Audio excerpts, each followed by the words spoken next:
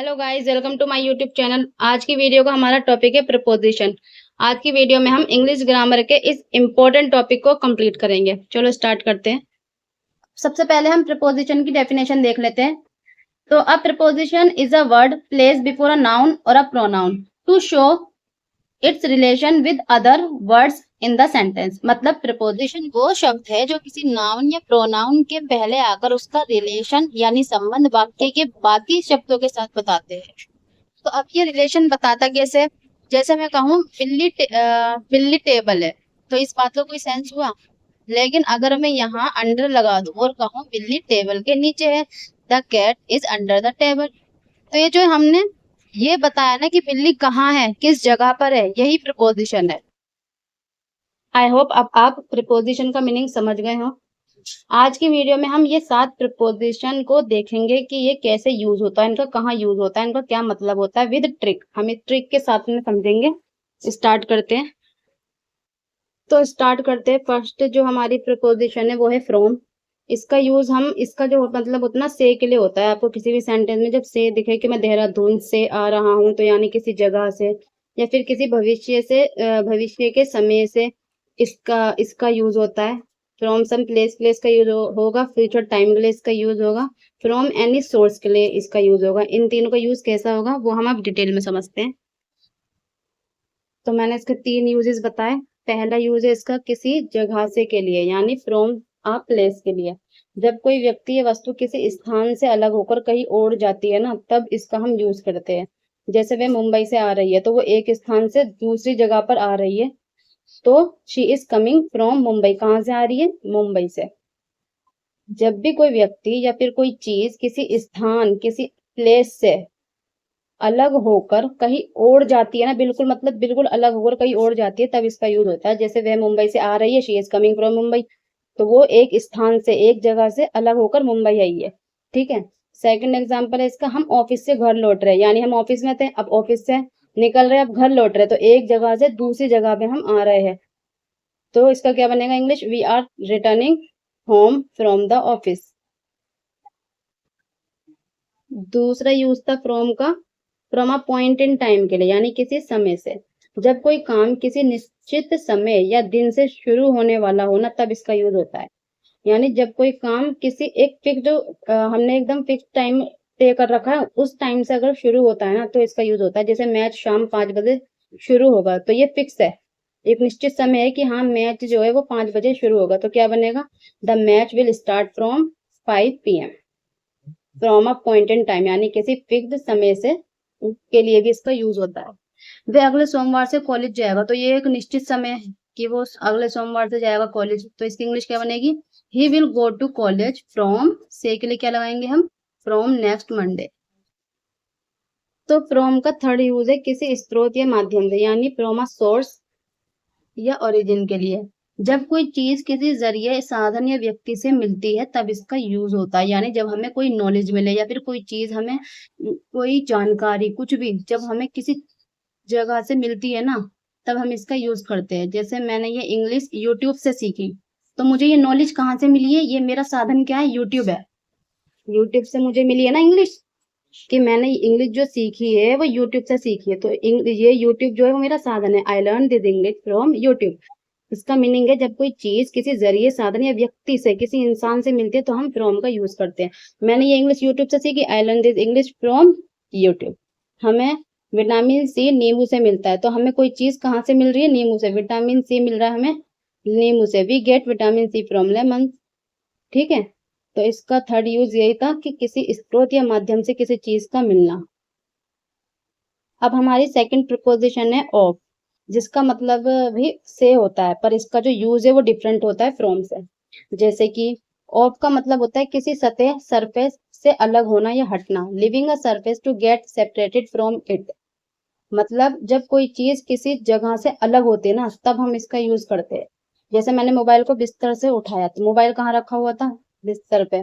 ये, अब मोबाइल को मैंने उठा लिया, तो ये उससे अलग हो गया सतह से, तो मैं क्या बोलूंगी इसके लिए? I pick the mobile off the bed. बिल्कुल ही अलग होके मैंने अब उठा लिया है उसको।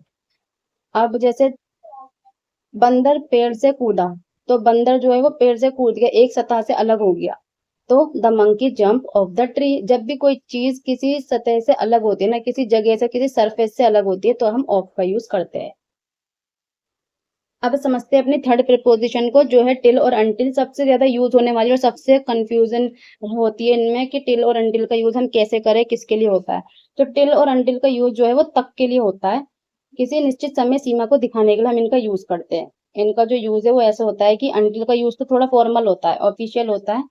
वाक्य की शुरुआत हमेशा इसी से होती है, अनटिल से, ठीक है। और टिल जो होता है वो इनफॉर्मल होता है, इसका इस्तेमाल रोजमर्रा की आम बातचीत में वाक्य के बीच या अंत में होता है। अब इनका यूज किस तरह से किया जाता है, ये फॉर्मल कैसे है, इनफॉर्मल कैसे है, ये हम एग्जाम्पल से समझते हैं और एक ट्रिक से।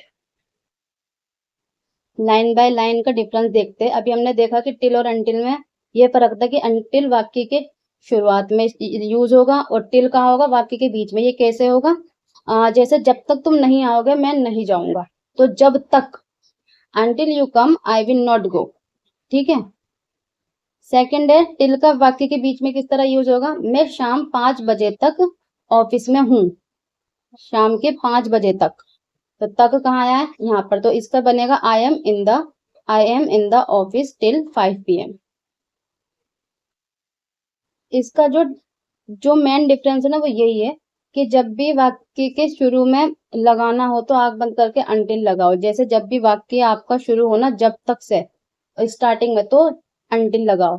जैसे जब तक बारिश नहीं रुकती हम बाहर नहीं जा सकते, until it stop raining, until it stops raining we can not go out. या फिर वाक्य के बीच और आखिर में जब भी आपको तक बोलना हो ना तो टिल लगाओ। जैसे वह रात 11 बजे तक पढ़ाई करता है, ही स्टडीज टिल 11 PM। जब वाक्य के शुरुआत में तक बोलना हो जब तक, तो अनटिल लगाओ। वाक्य के बीच में बोलना हो तक, तो टिल लगाओ। तो फोर्थ प्रीपोजिशन है हमारी अंडर, जिसका मीनिंग होता है नीचे। इसका मतलब होता है, इसका ना यूज जब करते हैं हम, जब कोई चीज किसी चीज के नीचे रखी हो लेकिन हम उस चीज को देख पा रहे हो ना, तब हम अंडर का यूज करते हैं। फॉर एग्जाम्पल, बिल्ली टेबल के नीचे। अब बिल्ली टेबल के नीचे है लेकिन हमें दिखाई दे रही है, तो हम क्या लगाएंगे, बिल्ली टेबल के नीचे, the cat is under the table. रास्ते में हम पेड़ के नीचे रुके, हम नीचे रुके लेकिन हमें देख सकता है कोई भी। जब भी कोई चीज किसी चीज के नीचे हो लेकिन हम उसको देख पा रहे हो तो हम अंडर का यूज करते हैं। जैसे we stop under the tree, ठीक है। और अगर वहीं कोई चीज ऐसी हो जो किसी चीज के नीचे हो लेकिन हम नहीं देख पा रहे हैं, तो हम उसके लिए बीनीथ का यूज करते हैं, ठीक है। जब भी कोई ऐसी चीज हो किसी चीज के नीचे जिस चीज को हम देख पा रहे हैं तो हम अंडर का यूज करेंगे, और जब कोई चीज ऐसी हो किसी चीज के नीचे जिसको हम नहीं देख पा रहे बिल्कुल भी, तो हम बीनीथ का यूज करेंगे। ये हम नेक्स्ट वीडियो में कवर करेंगे टॉपिक को। अभी अगले आगे बढ़ते हैं। तो अंडर का जो यूज है ना वो काफी चीजों के लिए होता है, काफी जगहों पे होता है। जैसे किसी स्थान के लिए, जैसे किसी वस्तु के ठीक नीचे बिना छुए होना, ठीक है, जो जैसे मैंने बताया। तो जैसे बिल्ली बिस्तर के नीचे, the cat is under the bed. हम पेड़ के नीचे खड़े हुए, we stood under the tree. हम खड़े लेकिन हम दिखाई दे रहे हैं, तो अंडर का यूज होगा। सीमा, किसी निश्चित उम्र, संख्या या बजट से कम होना, तब हम इसका यूज करते हैं। जैसे 18 साल के कम के बच्चे वोट नहीं दे सकते, तो children under 18 can not vote. ये फोन 10,000 से कम में ले, गेट दिस फोन अंडर 10,000। यानी किसी उम्र, संख्या या बजट से जब कोई चीज कम हो ना तब हम इसका यूज करते हैं। कंट्रोल के लिए इसका यूज किस तरह किया जाता है, किसी अधिकारी के अधीन या नियंत्रण में होना। जब हम किसी के नीचे काम करते हैं तब इसका यूज होता है। जैसे वह मैनेजर के अधीन काम करता है, he works under the manager. को सब कुछ नियंत्रण में है, एवरीथिंग इज अंडर कंट्रोल, ठीक है।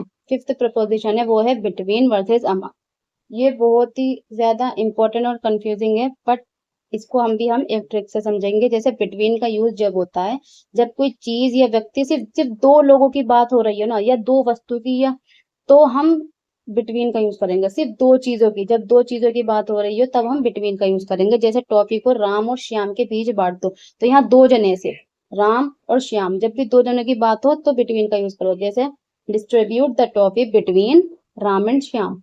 अगर हम दो से अधिक लोगों की बात करें ना, यानी 3 लोग हो या उससे भी ज्यादा लोग हो, तब हम अमंग का यूज करते हैं। जैसे इसका उपयोग तब होता है जब कोई चीज या व्यक्ति दो से अधिक हो। यहाँ क्या है, सिर्फ दो लोगों का जब बात हो तो बिटवीन लगाओ, दो से अधिक लोगों की बात हो या पूरे ग्रुप की बात हो या भीड़ की बात हो तो अमंग लगाओ। इसका उपयोग तब होता है जब कोई चीज या व्यक्ति दो से अधिक, तीन या उससे ज्यादा लोगों, वस्तुओं या पूरे ग्रुप के बीच में हो। जैसे टॉफी को सभी बच्चों में बांट दो, तो सभी बच्चों में बहुत सारे लोग आ जाते हैं, इसलिए distribute the toffee among all the children. ठीक है, तो इसकी ट्रिक बिल्कुल सिंपल है। जब दो लोगों की बात हो, यानी ए एंड बी, तो हम बिटवीन का यूज करेंगे। और जब दो से ज्यादा या पूरे ग्रुप की बात हो, फ्रेंड्स की बात हो, है ना, दो से ज्यादा, 3, 4, 5, 6 लोगों की बात हो, तो हम अमंग का यूज करेंगे। तो ये था हमारा प्रपोजिशन का पार्ट 1। आई होप आपको समझ में आ गया हो।